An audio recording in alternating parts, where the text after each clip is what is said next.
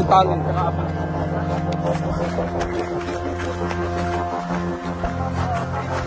Diba?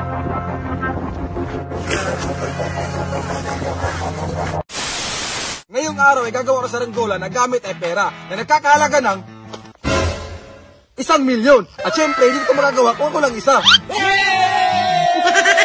Ngayong araw na to ay gagawa ako ng pera na gawa sa saranggola. Sinimulan na namin ang paggawa. Gumamit kami ng plastic, kawayan at scotch tape para mabuo namin ang saranggola. Lapse time! Time lapse!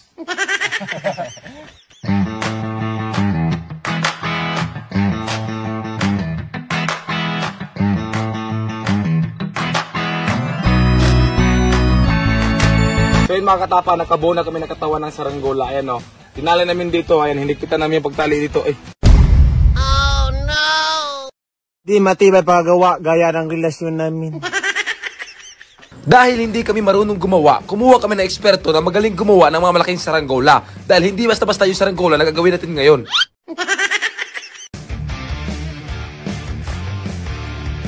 Sinimulan na ni Kuya ang paggawa sa ating dambuhalang saranggola na gawa sa pera. Una, gumawa siya ng matibay na kawayan para magkaroon ng lakas sa ating saranggola. At sinukat ito para magkaroon ng balanse. Ginupit niya ang plastic kung saan natin ididikit ang pera. At sinukat ito para pagkasya ng 1,000,000. Ngayon, sisimulan na namin ang pagdikit ng pera sa saranggola.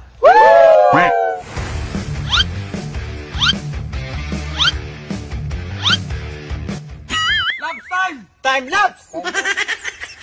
Sinimulan na namin ang pagdikit sa pera sa plastic gamit ang scotch tape. Sobrang haba ng saranggola, umabot ng 15 meters. Sobrang lakas ng hangin, ako yung natakot, baka maputol yung lubid, baka mapunta niya sa iba. Ang suki na makapulot dito kung maputol ang lubid. Okay lang maputol yung lubid at masabit sa puno, wag lang mapunta sa dagat kasi sayang pag nabasa yung pera. Sa sobrang haba ng saranggola, halos umabot kami ng 5 oras at gusto namin sumuko sa pagdikit nito. Last one!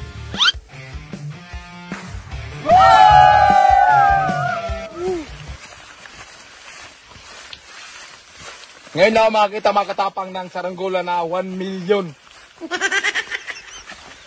Ibang saranggola to ngayon na papali pa rin natin. Wag lang sana maputol yung lubid talaga. Kasi sayang yung 1,000,000 natin.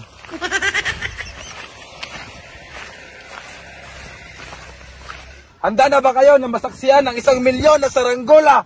Handa na! So mga katapang, dalawa yung camera natin ngayon. Isa dito, tsaka isa yung hihila doon.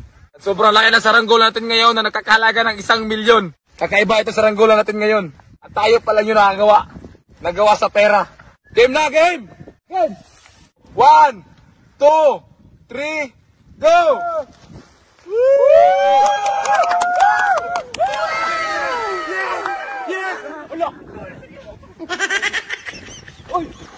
Dahan lang. Eh, okay lang. Dahan lang. Naputol yung ano eh.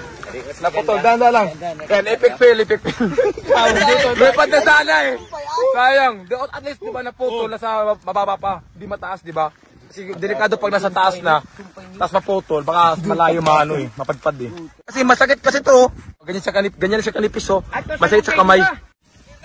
Game! 3, 2, 1, 1,000,000!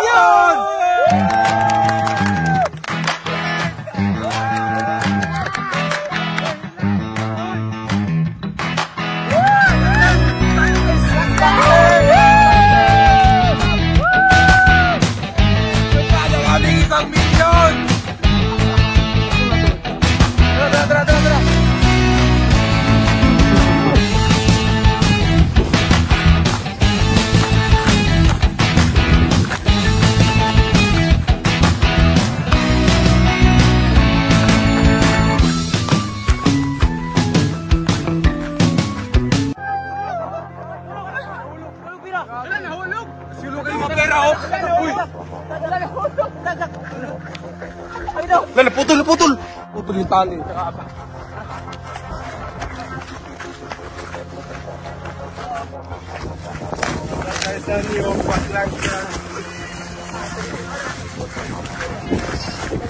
Ini mo nahulog oh. Saluin. Ang galing, no? Lumipad, eh. Ayos.